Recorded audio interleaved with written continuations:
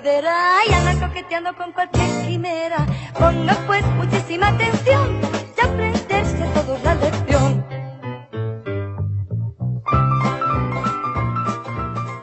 Pues estamos en nuestra segunda hora de programa, esta hora donde ya sabéis que hacemos el repaso a la escuela sabática, a nuestra escuela de Biblia, con el tema propuesto para esta semana, que es Luz desde el Santuario. Sabéis que estamos haciendo un repaso a ciertos puntos teológicos a la vista de la historia del movimiento adventista. Esta semana hemos repasado lo que ocurrió después de aquel fatídico 22 de octubre de 1844.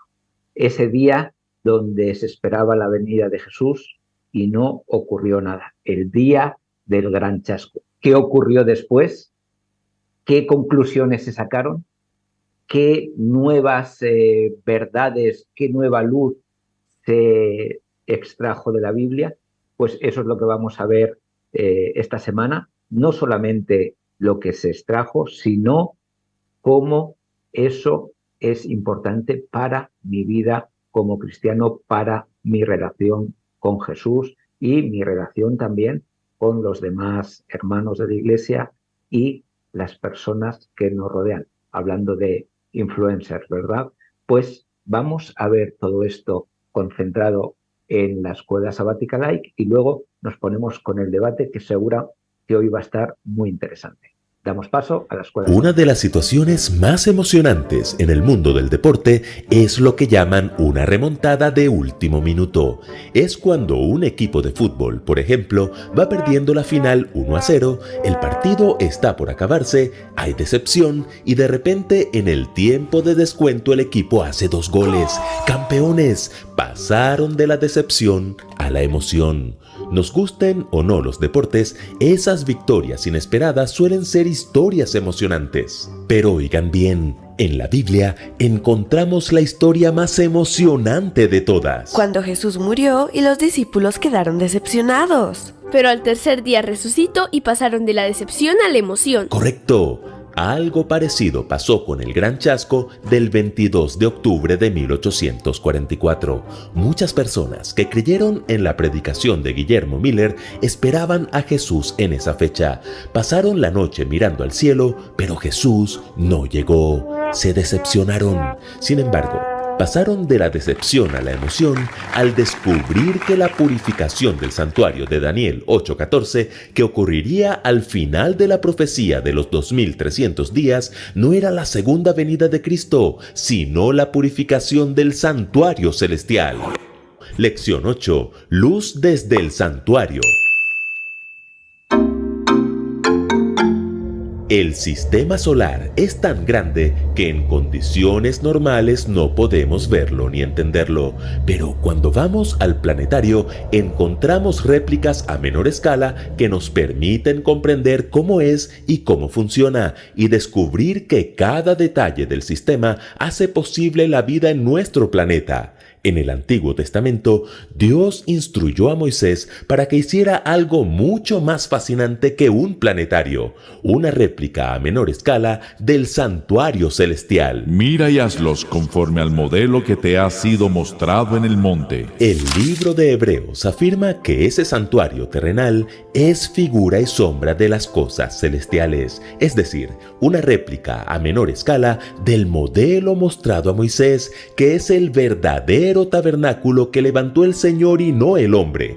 Cuando los pioneros adventistas entendieron que hay un santuario en el cielo, profundizaron en el estudio del santuario y descubrieron que lo que sucedió el 22 de octubre de 1844 no era un chasco, sino una muy buena noticia. Por eso la pregunta de esta semana es: ¿por qué la doctrina del santuario es una buena noticia para el pueblo de Dios? En primer lugar, porque nos muestra la solución al pecado.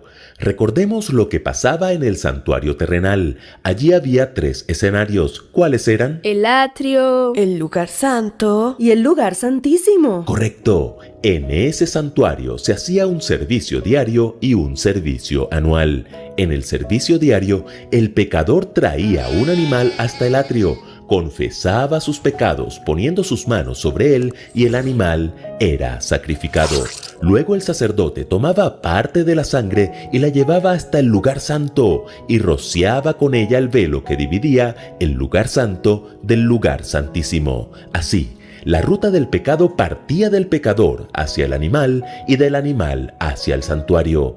Como esto se repetía día tras día, simbólicamente el santuario se llenaba de pecados, por lo que era necesario un día especial en el año para purificarlo. Es como si todos los días barriéramos la casa y lleváramos la basura al patio. Aunque la casa esté limpia, el problema no está solucionado del todo. Tenemos basura acumulada.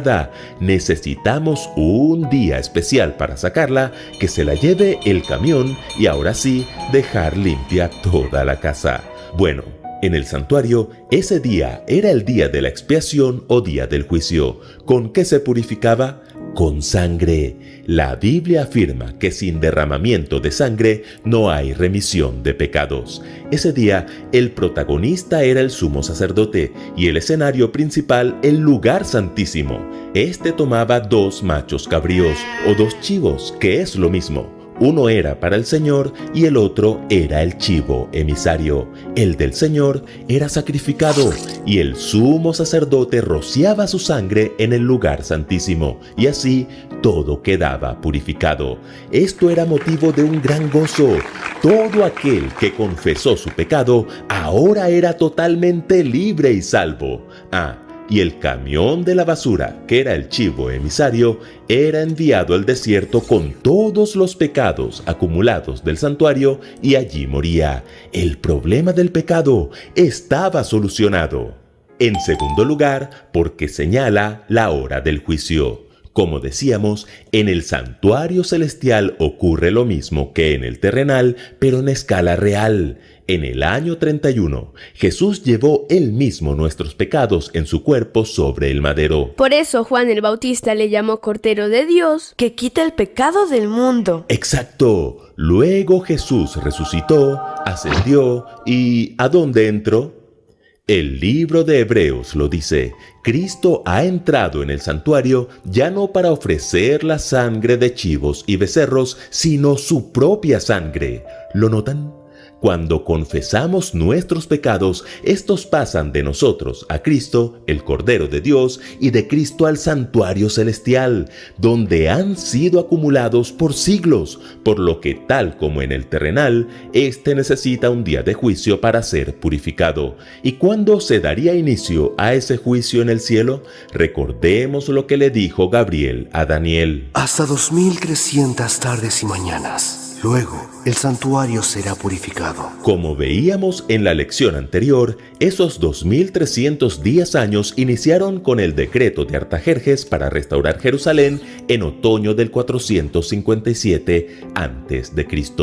Cuando avanzamos 2300 años, llegamos a 1844. En esa fecha, Cristo, nuestro sumo sacerdote, entró al lugar santísimo dando inicio al día de la expiación o día del juicio en el cielo. Desde entonces, el pueblo remanente de Dios clama: «Temed a Dios y dadle gloria, porque la hora de su juicio ha llegado». Pero, ¿cómo puede ser el juicio de Dios una buena noticia? Oigan bien. El juicio de Dios no es para mostrar cuán pecadores somos nosotros, sino para mostrar cuán misericordioso es Dios. Si usted acepta a Cristo como su Salvador, no tiene por qué temer al juicio. Por medio de Cristo, el perdón es nuestro, la libertad de la culpa es nuestra, el poder para llevar una vida piadosa es nuestro, y la victoria final también es nuestra. Y en tercer lugar, porque presenta a Jesús como intercesor. Entonces, en el santuario terrenal, un animal era el sacrificio. En el santuario celestial, ¿quién es nuestro sacrificio? ¡Cristo! En el santuario terrenal, un hombre oficiaba como sumo sacerdote. En el santuario celestial, ¿quién es nuestro sumo sacerdote? ¡Cristo! Y por si fuera poco, el apóstol Juan nos dice que Jesús también es nuestro intercesor. Mis queridos hijos, les escribo estas cosas para que no pequen, pero si alguno peca, Tenemos ante el Padre a un intercesor, a Jesucristo, el justo. Él es el sacrificio por el perdón de nuestros pecados, y no solo por los nuestros, sino por los de todo el mundo. Esta palabra traducida aquí como intercesor es el término griego parácletos, que también puede traducirse como abogado. ¿Lo notan? Jesús es sacrificio, sacerdote y abogado. Pronto este juicio celestial terminará, y todo aquel que aceptó a Cristo y confesó su pecado será verdaderamente libre y completamente salvo. Y ese camión de basura llamado Satanás, el instigador del pecado, cargará con toda la culpa hasta su destrucción eterna. ¿Ahora entiendes por qué los pioneros adventistas pasaron de la decepción a la emoción? Después de esa noche oscura del 22 de octubre de 1844, recibieron luz desde el santuario.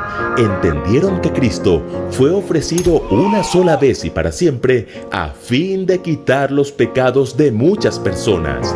Cristo vendrá otra vez, no para ocuparse de nuestros pecados, sino para traer salvación a todos los que esperan con anhelo su venida. Pues estamos en la escuela sabática del reloj. Vemos cómo se nos hace mucho énfasis en el tiempo. Hemos visto referencias a tiempos, tiempo, medio tiempo. Hemos visto referencias 2.300 días. Hemos visto referencias 1.260 días. Hemos visto referencias 70 semanas. Ahora se nos habla de 22 de octubre, tiempo. En la escuela sabática, en la Biblia, cuando van pasando estos acontecimientos, muchas veces aparecen estos versículos que nos dicen: y cuando fue cumplido el tiempo, o cuando llegó el tiempo, sucedió tal cosa. Parece que todo va con un tiempo. Y para mí la escuela sabática de esta semana es como si cogiésemos ese reloj que marca ese tiempo, lo abriésemos y viésemos la maquinaria. ¿Qué es lo que hace que ese tiempo corra? ¿Cuáles son las intenciones del relojero? Vemos una maquinaria que para muchos puede ser intrincada, puede ser complicada, una obra de ingeniería, pero que nuestros pioneros consiguieron ponerle cierto orden. Bien es cierto que después de un chasco. Así que vamos a ver esta semana dónde nos ha llevado la lección de la escuela sabática. Vamos a descubrir un poco ese santuario celestial, modelo que fue de ese otro santuario, ese tabernáculo terrenal, que puede servir en mi vida, cómo puede hacer que este conocimiento me acerque más a Jesús, me haga sentir libre de pecado y me pueda convertir, como decía María Dolores al comienzo, en una buena influencia para los demás. Este es mi primer acercamiento. ¿Cuál es el vuestro, chicos? Buenos días, Juanfran. Hola. ¿Cuál es el tuyo? Hola, ¿qué tal? Pues encantado de estar con vosotros. Yo he tenido varios problemas esta semana viendo este tema, porque el santuario es un tema que a mí me gusta mucho, creo que es trascendental, pero me acerco a él, luego me despisto y digo, ¿de qué iba esto? No sé. Y yo me he encontrado con la siguiente dificultad. Y comentaba, y buscando un poco en el mundo cristiano, ¿por qué no se le da tanta preeminencia a este tema del santuario? Porque pensamos que con la cruz ya se acaba todo. Pensamos que con la cruz, y es verdad, hay un antes y un después con la cruz, pero no se acaba todo. Sigue el plan. Y cuando hablamos del plan de la salvación, y entonces muchos cristianos tendemos a pensar que con la cruz ya hasta aquí hemos llegado, ¿no? De hecho, hay una tendencia a pensar que la cruz terminó ciertas ceremonias, ¿no? Y es verdad, tenemos ciertos mantras y uno de ellos es que la cruz cesó la ley ceremonial. ¿Pero qué? ¿Qué cesó? ¿Y qué continúa? Y a mí eso es lo que a mí me ayuda a no despistarme. Richard, tu primer acercamiento a la elección de esta escuela sabática. Bueno, pues a mí me gusta lo de los números, las fechas y el santuario me gusta. Pero sobre todo me gusta por la seguridad que me da. No en descubrir. Hay gente que le gusta esto de las profecías y los números para poner fechas y descubrir lo que va a ocurrir. A mí lo que me gusta es esto que te estaba refiriendo tú al principio. Dios tiene su cronograma. Dios tiene sus tiempos y nos permite que podamos comprobarlo, que podamos verlo. En esta profecía que estamos estudiando esta semana, la de 2300 días, pues uno se da cuenta, oye, justo cuando él lo tenía previsto, Artajerjes dio la orden de restauración, tardó justo los 49 años, el bautismo de Jesús es justo al tiempo que Jesús dijo, la muerte es justo al tiempo que Jesús dijo, el apedreamiento de Esteban justo cuando Dios tenía planificado. Hay un juicio ahora mismo. Entonces todo tiene su cronograma. Yo formo parte de ese cronograma. ¿Qué es lo importante? Pues que yo sepa que Jesús viene pronto, que lo decía esta mañana al principio. El resto, el momento exacto en el que Jesús viene, es que eso no es importante. Y a veces eso es lo que les ha preocupado a tanta gente. ¿Y por qué digo que no es importante? Porque imaginaros que yo os digo que Jesús viniera en el año 2030, ¿vale? Voy a poner una fecha que no puede decir nadie, un 30 de febrero del 2030. Así, todos tenemos claro que es algo que me estoy inventando ahora mismo. Mucha gente lo que haría sería pues poner su decisión de entregarse a Jesús, ¿verdad? Pensando que tiene tiempo hasta el 30 de febrero de 2030. Pero es que en el cronograma de Dios, en el cual yo formo parte, el momento para entregarme, ¿cuándo es? Ahora es el tiempo, porque yo no manejo mis tiempos. Entonces, todas estas profecías me tienen que afianzar en que Dios tiene su tiempo, que Dios cumple sus promesas, que Jesús va a venir. Me tiene que dar seguridad, pero no tiene que hacerme ponerme a buscar fechas y tiempos y momentos para que yo me pierda por el camino. Entonces, yo es lo que saco de esta escuela sabática como algo importante para transmitir. Esto tiene que ayudar a afianzar mi fe en la seguridad de que Jesús va a volver. Pero no en que me ponga a buscar con lupa una fecha, un momento, para ser el más listo de todos y lograr que nos perdamos todos por el camino. Esther, tu primer acercamiento a esta lección de escuela sabática. Yo es que soy de letras y me llevo fatal con los números. Entonces, bueno, agradezco que haya quien le gusta. Pero soy de letras, Esther, de griego y latín. Pues mira, pero sí, yo reconozco que me llevo, yo no, con el latín me llevo fatal, yo tiré por otra línea, pero la verdad es que agradezco que haya efectivamente a quienes hacen bien las cuentas y demás, porque así me lo explican estupendamente, y luego yo, pues con el acercamiento a la Biblia y con la ayuda de quienes calculáis bien, pues efectivamente puedo llegar a conclusiones. Yo voy por otra línea, pero porque es una línea distinta la que yo necesito, ¿de acuerdo? Yo siempre he tenido, me pasaba un poco lo que Juan Fana, no problemas a la hora de acercarme a esto, y nos entendemos, sino claro que yo necesito algo un poco más orgánico, ¿de acuerdo? Y a veces me da la sensación de que cuando repasamos, y está muy bien, y cuando explicamos pues cómo funciona el santuario, especialmente para quienes no saben de esto, y es curioso, porque estamos en una cultura en la que se utiliza la expresión chivo expiatorio, ¿verdad?, en muchas ocasiones, pero la gente no sabe muy bien qué es, o si le preguntas, oye, ¿qué significa la frase chivo expiatorio? Sabes explicar el concepto, pero no tienes ni idea de dónde proviene, lo cual es muy interesante, ¿no? Entonces, bueno, chivo expiatorio viene precisamente de esto, de la doctrina del santuario. Entonces, yo lo que necesito, efectivamente, es algo más orgánico, es algo que me sirva a mí para lo cotidiano, es decir, una utilidad. A mí esto me tiene que llevar a alguna parte. Por eso me permito, para empezar, parafrasear 3 frases que vienen en la lección aplicadas a mí. ¿De acuerdo? Y esta es mi idea y esta es mi forma de acercarme a esto para que a mí me sirva para algo. El ministerio de Jesús en el santuario celestial es por mí. Estoy parafraseando lo que dice la lección. Como resultado de su intercesión, se quebra el dominio del pecado sobre mi vida.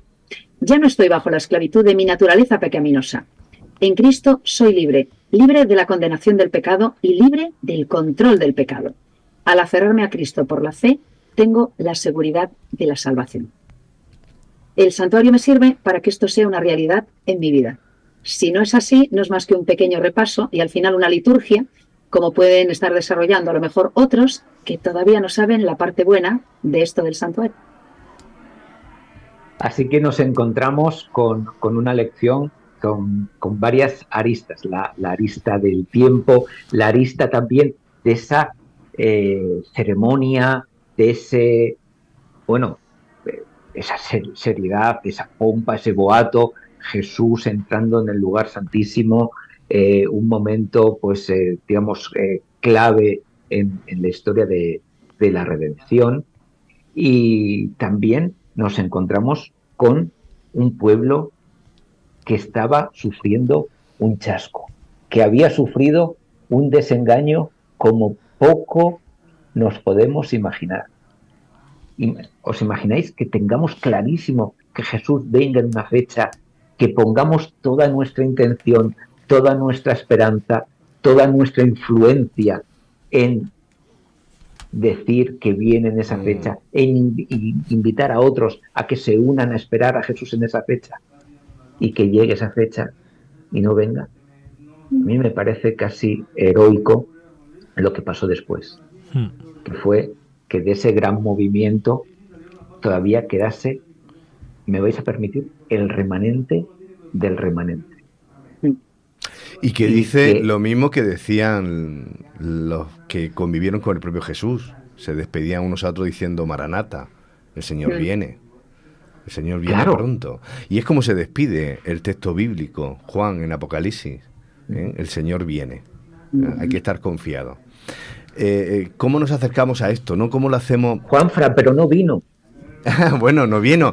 Yo quiero enganchar con lo que no vino. Claro, pero no fíjate. Pero ¿cuál es la buena noticia de todo esto? ¿Cuál es la buena noticia que nos trae Jesús? Que nos quiere. Bueno, se podría a lo mejor decir con otra frase, pero Dios te ama. Viene Jesús, se nos aparece a todos y dice: te quiero. Vente conmigo a vivir. Pues vámonos con él, ¿no? Podríamos decir. ¿Y por qué no me llevas? Oye, y estoy haciendo todo lo posible para que vengas. Es un problema de distancia, es que tú estás muy lejos, tal. Es un problema de tiempo. Y entonces engancho con lo que tú decías, Richard. Es que hay unas fases que cumplir. Hay un cronograma que tú decías. Hay un plan. Porque esto no va solo de salvar a Juanfra o de Richard, sino esto de hacer un plan. Porque ¿dónde está? Engancho con las semanas, con todo lo que llevamos de este trimestre. Es decir, esto está en el marco de una guerra. Esto está en el marco de un conflicto. Y la guerra no se está librando únicamente aquí, en medio de nosotros, sino que es un conflicto universal y multiversal, ¿no? Entonces, ponte un momento en los zapatos de Dios. Es decir, hace falta elaborar un plan que sirva para todos, no solo para mí. No solo para Antonio, Pepito, Manolito, sino para todos los que han vivido y todos los que van a aparecer. Entonces, oye, escucha, la cosa se complica un poquito. Y en esto, Dios se le ocurre establecer una pedagogía, que es como yo lo veo, lo digo por hacerlo sencillo. Bueno, seguramente se podría explicar. Y eso va de un reflejo de que el plan no se origina aquí. El plan surge en el cielo. El plan se ejecuta en el cielo, primeramente, y culmina en el cielo. Pero, sin embargo, también está inmerso nuestra realidad. Y entonces aquí dice Moisés, y es lo que tú tienes, el mensaje que tienes, Esther, ahí detrás. Hazme un santuario, que te voy a explicar algunas cosas de lo que va esta película, para que puedas tener clara la sinopsis, la contraportada va a ser un tabernáculo. Y a partir de ahí ya empezamos, ¿no? A dibujar y a meternos un poco. Es que si no es fácil de decir, bueno, ¿y esto de qué va? ¿Solo me atañe a mí? Así que entonces Jesús no viene, se ponen a estudiar, vuelvo a decir, encomiable, vuelvo a decir, si yo hubiese estado en esas circunstancias, no sé cuál hubiese sido mi decisión, tendría que verme ahí, porque, bueno, pues no viene y se ponen a estudiar. ¿En qué hemos fallado? ¿Qué actitud? ¿Qué actitud tan abierta? ¿Qué actitud tan humilde? ¿Y qué actitud tan sincera? Fíjate, José. Una pregunta que yo os voy a hacer, ahora te doy paso, Richard, es: cuando nos enfrentamos al texto bíblico, cuando leemos la Biblia, ¿vamos con esa actitud humilde, sincera, incluso preveyendo la situación que la Biblia pueda contradecir mi manera de pensar. Richard. Fíjate, es que yo estoy en sintonía con lo que estás diciendo tú. Esta gente lo que demostraron era que tenían fe, ¿vale? Porque muchos tuvieron el chasco y, bueno, nos han engañado. Esto ha sido una metida. Paso y me vuelvo a mi antigua vida, a mi antigua iglesia o donde quiera que me vuelva. Pero hubo gente que yo por eso decía lo de las fechas al principio. Dijeron, es cierto que Artajerjes tiene un decreto en una fecha adecuada, que cuadra con la reconstrucción de Jerusalén, que cuadra con el bautismo de Jesús. Cuadran todas las fechas. Pero Jesús no vino en 1844. Terminan los 2300 días. ¿El problema está en la palabra de Dios o está en que yo no lo he interpretado bien? Y solo esta gente que para mí son héroes auténticos, porque levantarse de ese batacazo, pero esta gente que decidió, yo soy el que está equivocado, porque en el resto de las cosas Dios me lo ha dejado claro y Dios no se ha equivocado en su cronograma, soy yo. Y se pusieron a buscar y a investigar hasta que encontraron que habían dado por sentado que Jesús venía a la tierra y que no lo ponía en ningún sitio. Incluso empezaron a estudiar con determinación el libro de Hebreos y de pronto se les abrió los ojos. O lo que decía Juanfra ahora. Pensaban que ese santuario era la tierra. Claro, ese santuario no hecho con mano humana, y de pronto se dieron cuenta que Jesús había entrado en un santuario celestial y empezaron a conectar textos. ¿Por qué? Porque desarrollaron su fe, porque descubrieron que se habían equivocado, que Dios no se equivocaba, que en los indicios que Dios les había dado, Dios había hecho un pleno en todos. Así que en el último, quienes habían equivocado son ellos. Y creo que eso es importante para mi vida. O sea, cuando algo no cuadra, quien se equivoca no es Dios. Quien se equivoca es Richard y su interpretación. Entonces, eso es un principio que tenemos que poner todos en nuestra vida. Dios no se equivoca. Si algo no cuadra, es que lo está interpretando mal. Pero para eso hace falta sencillez y humildad. Y para mí, yo digo que esta gente fueron héroes, porque cuando sufrió el chasco, normalmente lo que hace la gente es yo me reboto, me voy y se acabó. Solo quien es humilde dice, pues me he equivocado, he sido sincero, pero me he equivocado, porque por ser sincero uno no significa que tiene la razón, ¿verdad? Uno puede ser muy sincero y estar equivocado. Entonces, el reconocer, soy sincero, pero me he equivocado y necesito volver a estudiar para ver qué me tiene que decir Dios. Eso es gente de mucha confianza, de mucha fe y de gente que quiere estar muy cerca de Dios. Y para mí, auténticos héroes todos ellos. A pesar de que fueron el hazmerreír de la sociedad de su época, para mí, en la galería de los héroes de la fe, todos aquellos que pasaron el chasco, siguieron junto a Jesús, están ahí desde luego. Pues vamos a recordar un poco entre todos, si os parece, cuál era ese servicio del santuario y qué es lo que está pasando en el cielo. En la tierra, ¿qué es lo que pasó?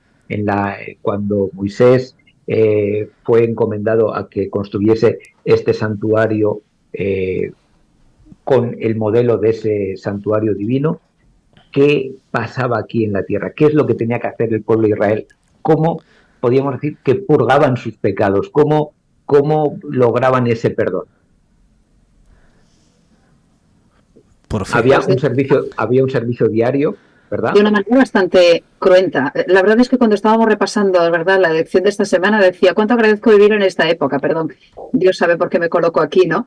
Pero yo decía, madre mía, me he imaginado muchas veces participando en ese sacrificio diario, ¿no? Y en el sacrificio anual, y teniendo que llevar a esos animalitos que morían inocentemente y teniendo que matarlos, sí. Para, efectivamente, con ese derramamiento de sangre sin el cual no hay remisión de pecados, pues poder llegar, ¿no?, a entender lo que significaba esto. Estamos hablando de algo que era un símbolo de lo que ocurría y que evidentemente tenía un sentido pedagógico. Era evidente que alguien tenía que morir. Y moría el ser más inocente que se te pudiera ocurrir, ¿verdad? Alguien que no tenía nada que ver con el asunto y ahí estaba, muriendo cada día. Y había que derramar sangre.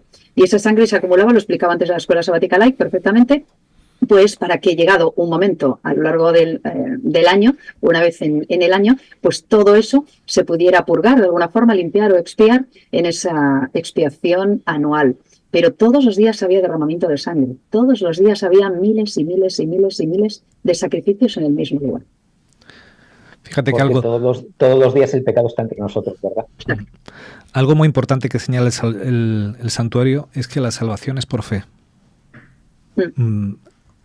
Quien era pecador se acercaba a un sitio colocado justo estratégicamente en medio del campamento, muy distinto a los dioses de la época, ¿verdad? Que se iban a sitios lejanos, alejados de los hombres.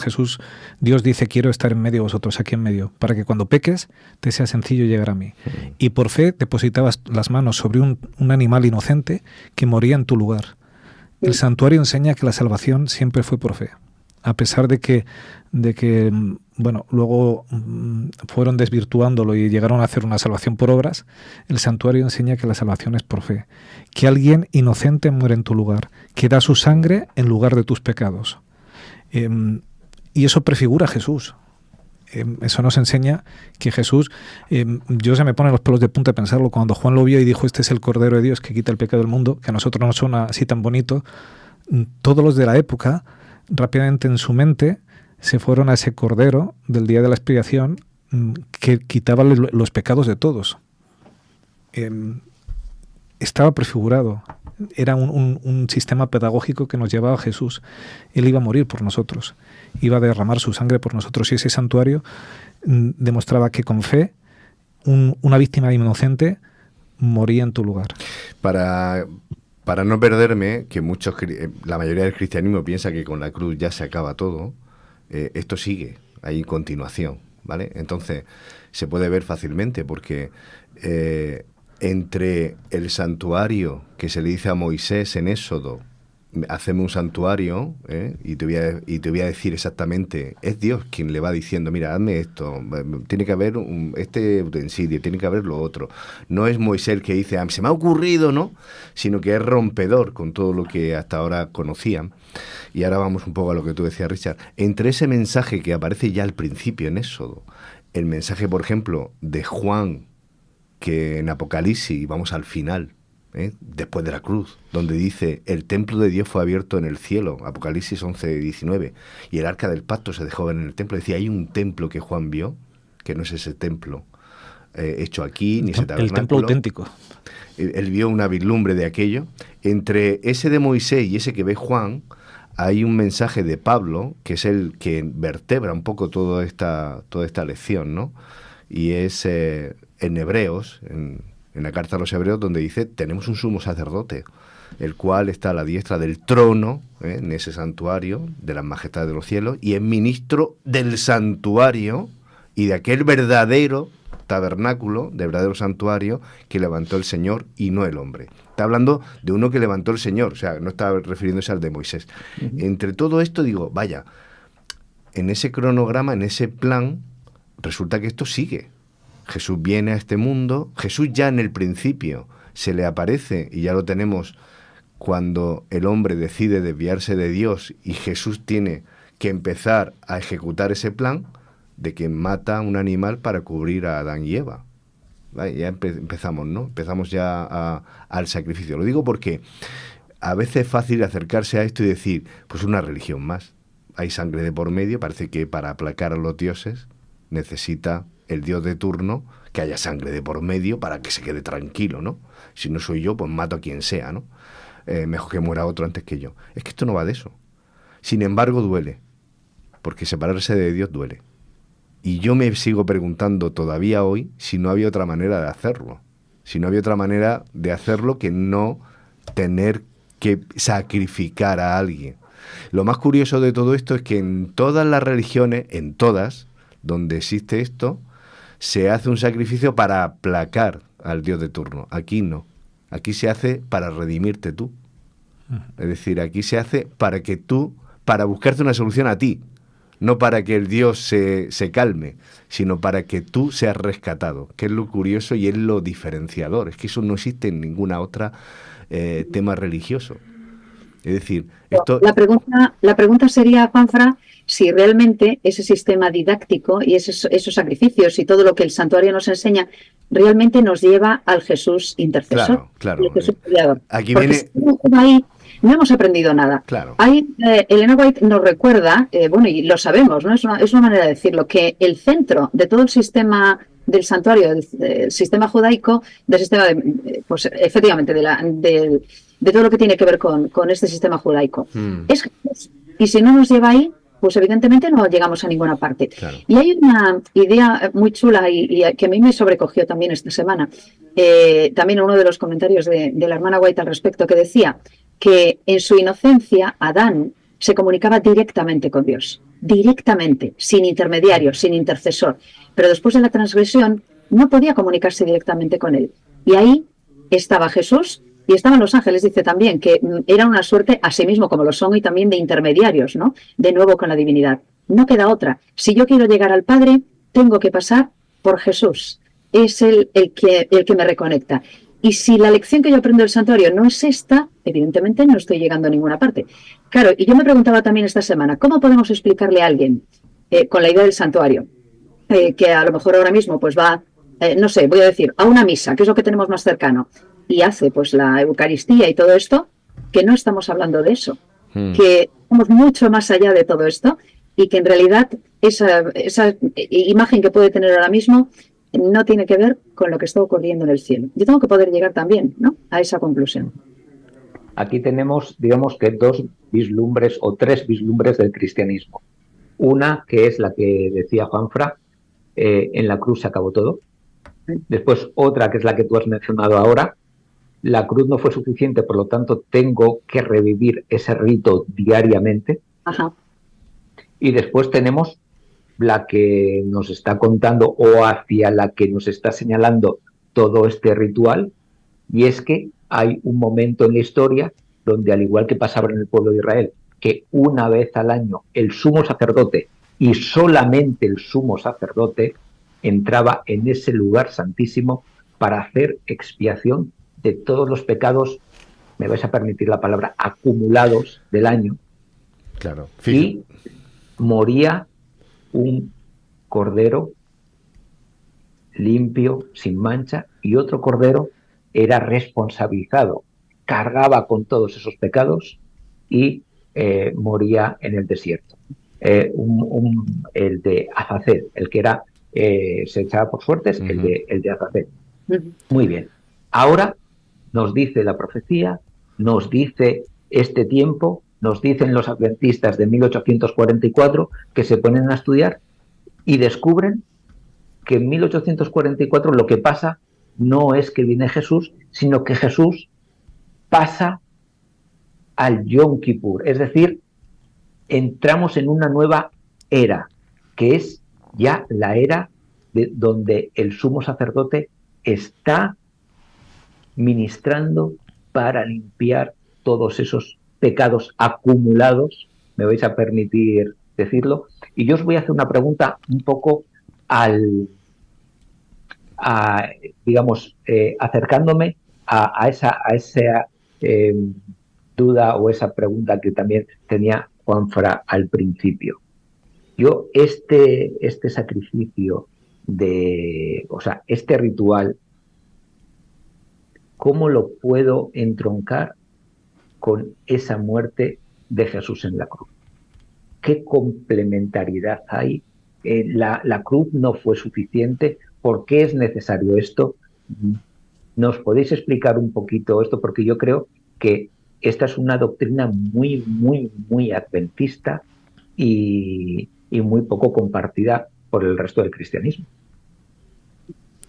Fíjate que es muy complicado en tan poco tiempo explicar tantas cosas, pero el santuario desvela muchas cosas que nos podrían ayudar mucho. La cruz fue necesaria, pero no es suficiente. ¿Vale? Quiero decir... Vaya cosa que has dicho, Richard. Sí, la cruz me quita el pecado a mí, pero no elimina el pecado. ¿Vale? Porque la Biblia enseña que ese pecado luego va a ser dado en responsabilidad a Satanás de aquellos que hayan confesado sus pecados. Por ejemplo, en el santuario, si uno no iba a depositar su fe sobre aquel corderito para que muriese en tu lugar, cuando llegaba el día del Yom Kippur, no había expiación para tus pecados, porque tú no habías confiado en ese intercesor que era ese corderito que moría en tu lugar. De la misma manera Jesús hizo provisión para todo, estaba ahí preparado el cordero, pero si tú no te acercas al santuario, si tú no te acercas a Jesús, si no crees en sus méritos y en su poder para salvar tu vida, tus pecados, no eliminará tu pecado.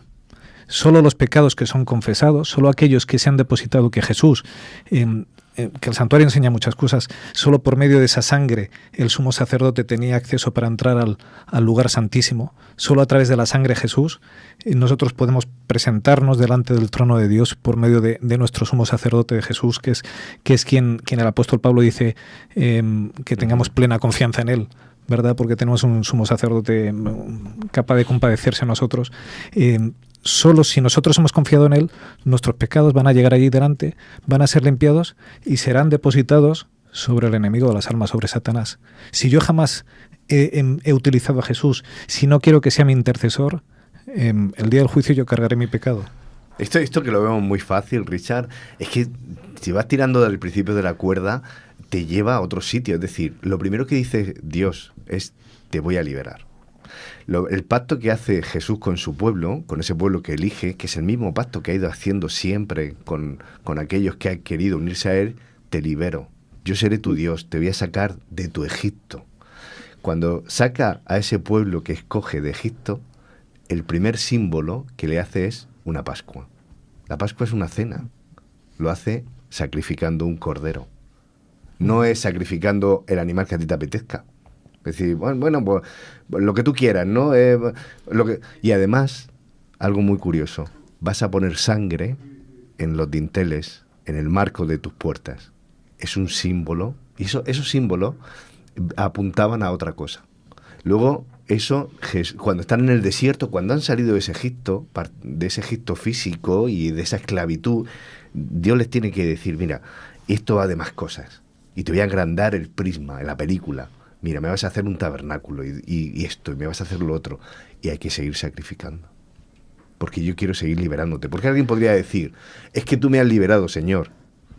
Pero al día siguiente yo vuelvo a gritar a mi esposa, vuelvo a enfadarme con mi jefe, vuelvo a engañar, a fallarle, ¿no? a mi mejor amigo, vuelvo a fallarle a Dios, y al final volvemos a caer, ¿no? Fíjate con lo de los sacrificios. No nos gustan los sacrificios. Entonces, es lo que decía José Antonio, no necesitamos. Yo estoy de acuerdo contigo, Esther. No me gustan los animalillos, me da pena que se maten.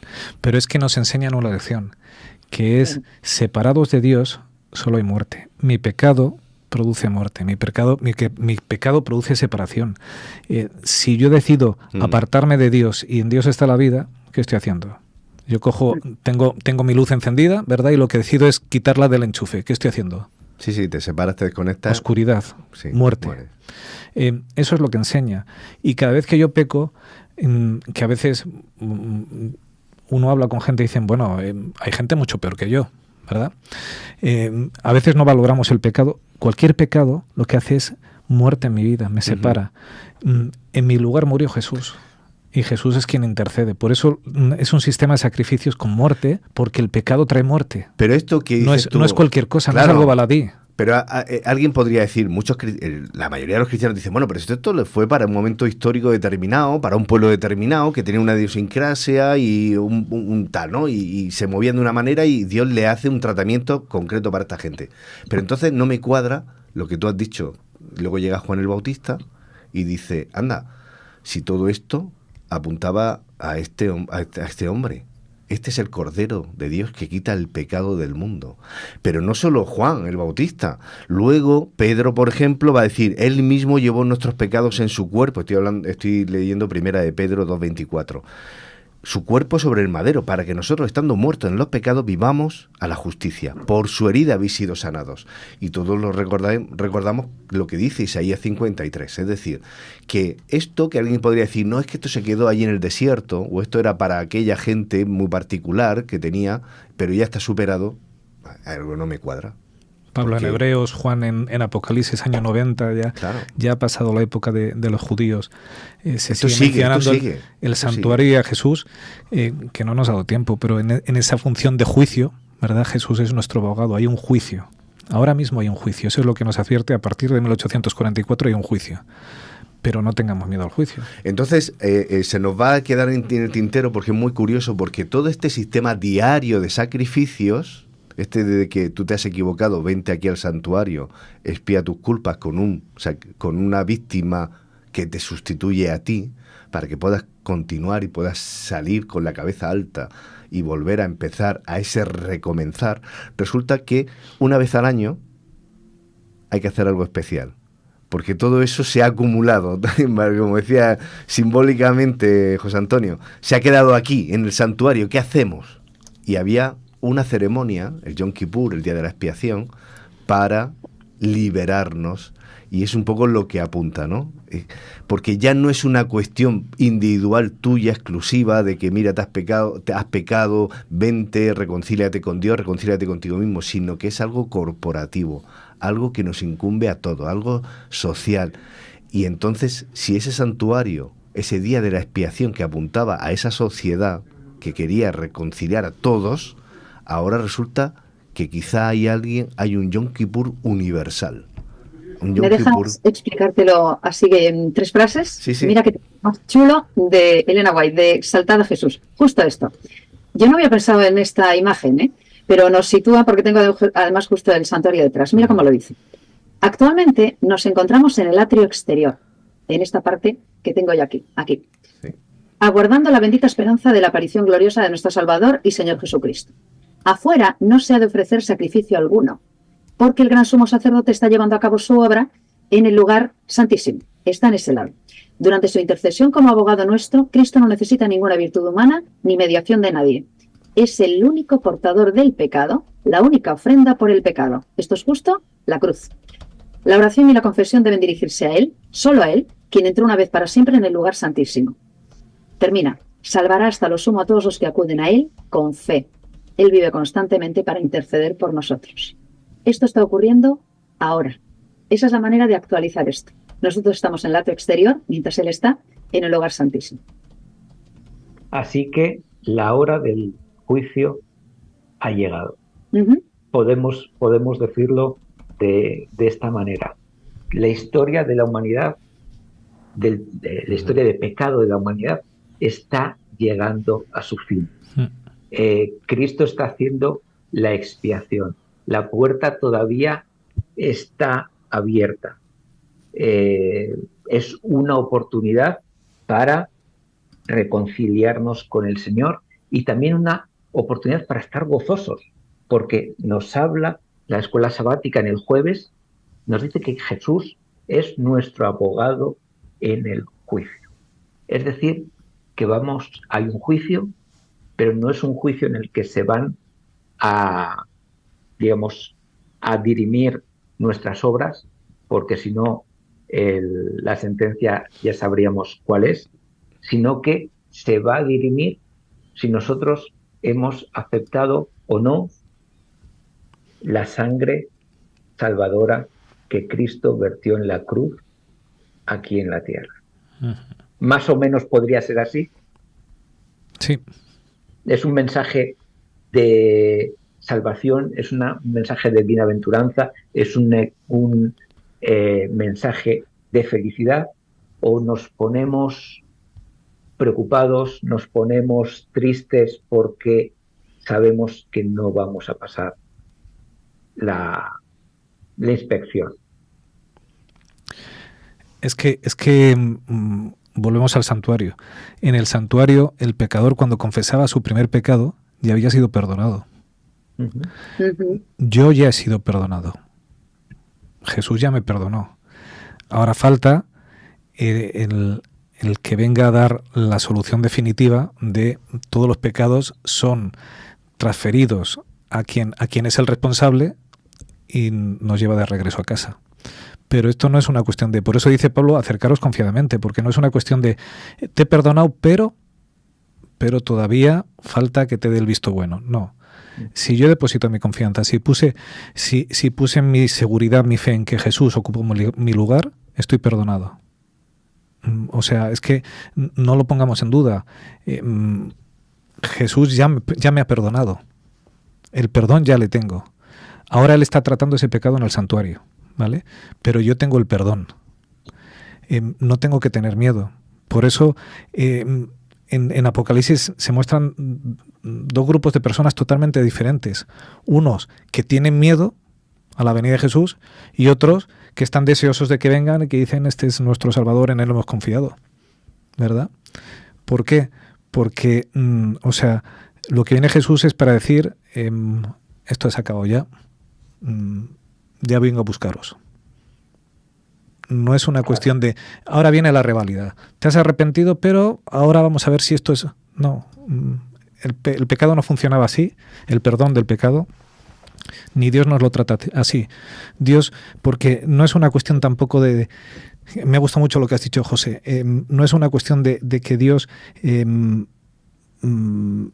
puntilloso conmigo en el sentido de te voy a hacer un examen a ver si te pillo en algún sitio, sino tu vida está en manos de Jesús, confías en su sangre, crees realmente que Él ha ocupado tu lugar, entonces estate tranquilo, porque tu seguridad, tu abogado Jesús, está intercediendo en tu lugar. Dios no quiere perderte. Dios lo que quiere es salvarte. Es una cuestión de en quién has depositado tu confianza. Entonces no hay que tener miedo. Ni al juicio ahora mismo hay que tener miedo. Era un día de expectativa, un día de incertidumbre, en el sentido de que todos deseaban que volviera, pero era un día de júbilo, es un día de fiesta en el pueblo de Israel. Y nosotros así tenemos que esperar la venida de Jesús, como un día de fiesta.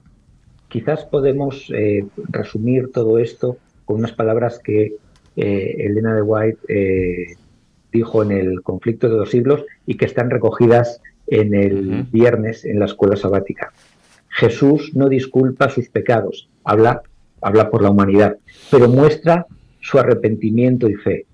Y reclamando el perdón para ellos, levanta sus manos heridas ante el Padre y los santos ángeles y dice, los conozco por nombre, los he grabado en las palmas de mis manos. Los sacrificios de Dios son el espíritu quebrantado, el corazón contrito y humillado, no despreciarás tú, oh Dios. Y al acusador de su pueblo le dice, Jehová te reprenda, oh Satanás, Jehová ha escogido a Jerusalén, te reprenda.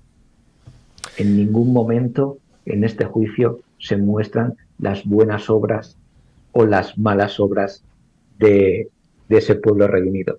Lo que se muestran son las manos de Jesús, su sacrificio. Las manos de Jesús. Es tan gráfico. Si nos lo creyésemos de verdad, ¿cómo cambiaría nuestra vida? Si nos creyésemos de verdad que no es por nuestros méritos, si nos creyésemos de verdad que Jesús está trabajando en este momento a nuestro favor. Y qué bonita es esa imagen de Hebreos, ¿no? Que dice que Jesús es el ancla segura que penetra hasta dentro del velo. Porque claro, yo en el atrio no tengo opción, de hecho no debo pasar, ¿verdad? Ni al lugar santo ni de broma al lugar santísimo. ¿Cuál es la forma, cuál es la herramienta que yo tengo? Primero, para poder anclarme y poder tener una ancla segura, para no irme en las tormentas de esta vida, que es una idea preciosa, ¿no? Esa ancla segura, que me ancla para no desmayar y para no irme a un destino catastrófico, por una parte. Pero por otra, es el que puede penetrar al otro lado del velo. Él es el que puede efectivamente ser mi intercesor. Y es una idea preciosa. Yo tengo toda la garantía de que Él me va a sacar de aquí, me va a sacar de mis tempestades, de las tempestades de la vida, pero por otra parte puede penetrar ese velo. Y es evidentemente mi seguridad y mi esperanza, así debe ser. Chicos, desde el estudio, ¿cómo puede influir esta enseñanza en mi vida cristiana? Uy. ¿Cómo lo saco? Es que vuelvo a tu pregunta original, Juanfra, porque me ha parecido muy interesante. ¿Cómo puedo sacar esta teología, esta doctrina del campo teórico al campo práctico? Nos avisa Juan Luis de que ya abajo ya se está moviendo todo para conectar. Mirad, es fácil, yo me sigo haciendo esa pregunta también, porque la mayoría de los cristianos, tú hablas con muchos cristianos y dices, bueno, pero si también Pablo dice que vienen días en que el Señor dice que va a establecer con la casa de Israel y la casa de Jehová, o la casa de Judá, un nuevo pacto. Como diciendo, ¿ves? Aquellas cosas ya pasaron. Tenemos que avanzar. Pero ¿cuál es el nuevo pacto que hace Jesús con nosotros? eso es quedarse con una parte minúscula, es no abrir el foco, no querer enterarse de todo el mensaje. Cuando Cristo asciende a los cielos, cuando Cristo muere, dice consumado es. Se rasga el velo, es decir, es verdad, hasta aquí hemos llegado. Hay una fase que se completa. Pero ese consumado es significa que luego en el camino de Emaús Jesús le dice, ¿no sabíais de lo que iba esto? A aquellos 2 discípulos que iban con él, que todo esto apuntaba a que yo tenía que morir, porque aquellos se quedaban diciendo, no nos hemos enterado. Dice Pablo en Hebreos 9:24, no entro en el santuario hecho por los hombres, figura del verdadero, sino en el cielo mismo, para representarse ahora por nosotros ante Dios, que es lo que tú decías. Es decir, que esto no ha acabado. ¿Qué es lo que quiere decir Jesús cuando entonces está diciendo haré un nuevo pacto con la casa, no como el pacto antiguo? Pues que es verdad. No tenemos que volver a construir un tabernáculo y seguir llevando el corderito, porque eso apuntaba a lo que Jesús ya ha hecho. Jesús ha muerto en la cruz. Jesús es el Cordero de Dios que ha venido por ti y por mí, y una vez pagó y para siempre. Pero avancemos, es decir, a partir de ahora el nuevo pacto, esa gracia que ya hecho es la primera fase, vamos a la segunda. Y entonces es cuando entra esta segunda fase en la cual Jesús está intercediendo hoy hasta que Él se acabe el tiempo, y Él lo sabe, decida volver y encontrarse con nosotros. ¿Cómo afectaría eso a mi vida? ¿Cómo debería afectar a mi vida? Pues a la hora de relacionarme con Jesús debería ser en mi experiencia cotidiana una realidad. Y sobre todo estar tranquilo y confiado. Hay mucha gente, mucho cristiano que vive intranquilo, que vive angustiado. Cuando deberíamos decir, si Jesús cumplió esa primera fase, ¿cómo no va a cumplir la segunda? Richard. Pues yo me apunto... ¿Tú cómo ves esa aplicación práctica? A mí a mi vida me da tranquilidad y confianza. Y yo creo que eso es lo que hay que hacer. La práctica es transmitir esa confianza. El santuario enseña que nada depende de mí, ¿vale? Más que la aceptación de que alguien ocupe mi lugar. En el santuario el Cordero es Jesús, el sumo sacerdote es Jesús, el altar del sacrificio, la cruz de Jesús, el agua de vida es Jesús, la luz del mundo es Jesús, el pan de vida es Jesús, quien intercede por mí con las oraciones de los santos en el altar del incienso es Jesús, el trono refleja a Jesús y está sentado ahí juzgándome y siendo mi abogado. No hay nada que dependa de mí, o sea, más que yo acepte el lugar de Jesús. Así que eso a mí me da confianza, porque si dependiera de mí estaría temblando. Pero es que el santuario me enseña que si yo deposito mi confianza en Jesús y le hago que Él sea mi ofrenda ante Dios, mi sacrificio, todo es perfecto. No depende nada de mí. Entonces, eso me da mucha confianza, porque no soy yo el que se tiene que presentar a defenderse. Es mi papá, es Jesús, quien delante del trono de Dios va a decir, pues sí, es un melón de los pies a las cabezas, pero yo pongo mi vida en su lugar. Y como yo soy perfecto, es declarado perfecto. Entonces, eso a mí me da seguridad, y eso es lo que yo intento transmitir a los demás, la seguridad de que no es en nosotros, sino es por Él.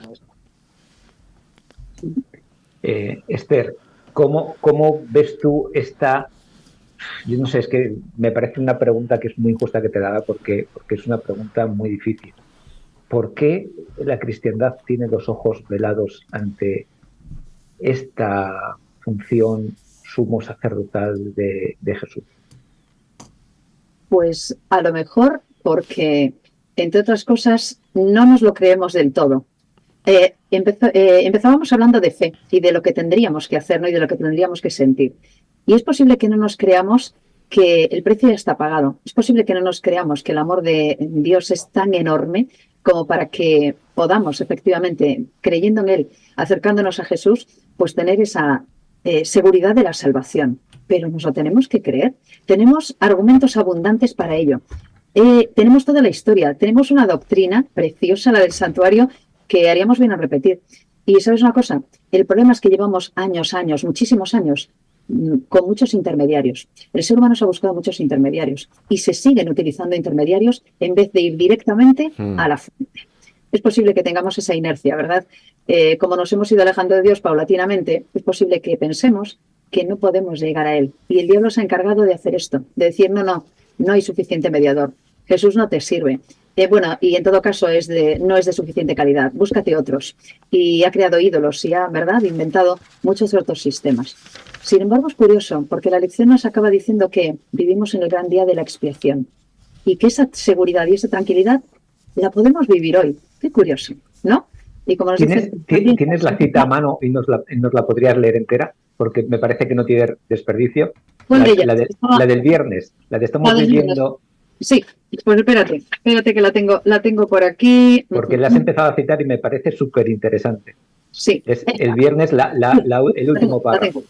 Estamos viviendo ahora en el gran día de la expiación. Cuando en el servicio típico el sumo sacerdote hacía la expiación por Israel, todos debían afligir sus almas por medio del arrepentimiento de sus pecados y la humillación ante el Señor si no querían verse separados del pueblo.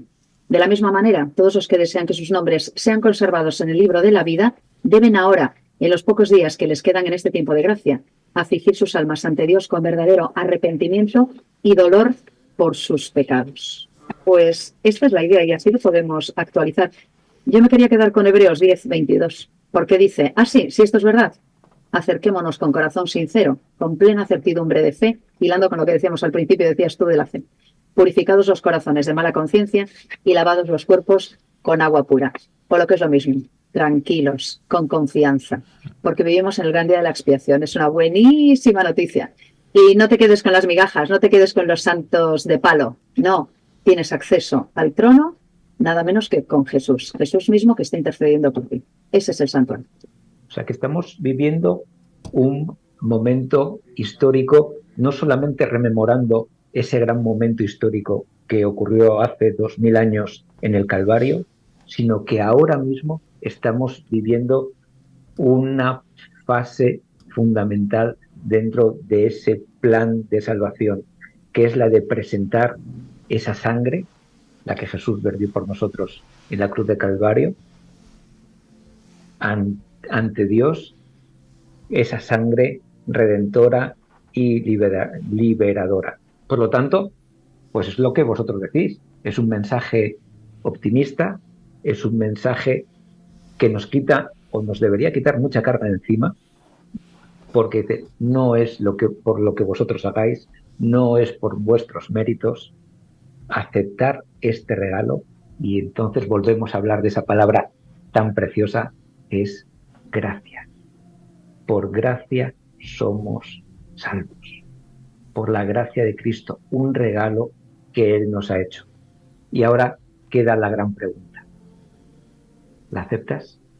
Porque yo entiendo que es lo que decís vosotros, ¿no? Eso es lo que nos queda por hacer. Si algo tenemos que hacer es aceptar esa gracia, aceptar ese regalo, aceptar esa muerte sustitutoria. Cristo murió en mi lugar. La segunda muerte ha sido vencida. Los que mueren en Cristo no mueren, sino que descansan. Duermen hasta que sean despertados. Es que es un concepto tan abarcante que si de verdad, lo que decíamos, nos lo creyésemos, nuestra vida tendría que cambiar radicalmente, al menos, me vais a permitir, en cuanto a paz mental. Es que lo ha dicho Esther. Porque si dependiese de mí... Lo decía Esther, es que parece tan fantástico que es difícil creerlo, ¿no? Gratis, ¿no? Cuando en esta vida estamos acostumbrados que si algo tiene que costar, ¿no? Si algo vale, algo cuesta, ¿no? Y más si estamos hablando de la vida, ¿cómo no te va a costar? Pues no, resulta que esto va gratis. Pero es lo que tú dices, el sacerdote sale de ese momento del santuario y sale al pueblo. Fijaos lo que dice Pablo, cómo lo tenía de claro el apóstol Pablo en 1 Tesalonicenses. El Señor mismo, con voz de arcángel, descenderá del cielo y entonces vendrá. A mí me parece que eso, y dice, a partir de entonces se inaugura esa eternidad, ¿no? Tiene que ser algo impresionante. Entonces, Juanfra, lo que me estás diciendo es que el paso siguiente, cuando se cierre el Yom Kippur, cuando se termine este día de juicio, este día ya de expiación, va a ser esa salida triunfal, Sí, sí. esa venida del Mesías en gloria. Totalmente. No sabemos el día ni la hora, lo dice Jesús, pero va a llegar un momento en que va a pasar. Y no lo digo yo, lo dice Pablo. Primera de Tesalonicenses, capítulo 4, y os animo a que lo podáis leer. Los muertos en Cristo resucitarán primero. Nosotros los que vivimos, los que hayamos quedado, seremos arrebatados. Y termina él, el apóstol, diciendo, por tanto, alentaos los unos con los otros con estas palabras. Qué bonito, ¿eh? Diciendo, lo que tenéis que hacer esto es repetirlo, que se os quede claro. Animaos unos a otros, que esto va a pasar. Así que Cristo ha muerto, ha sido presentado su sacrificio una vez, para siempre. Cristo no muere todos los días, murió una vez, un sacrificio perfecto, y ahora digamos que está en nuestra voluntad, porque incluso así de bueno es Dios, que no te fuerza a aceptar el regalo. Te lo muestra, pero te invita a aceptarlo. Muchas gracias a Manuel y gracias a la ya vamos a comenzar el sermón de esta mañana. De verdad que ha sido intensa la escuela sabática, pero de verdad esperanzadora y con grandes noticias. Damos paso al sermón.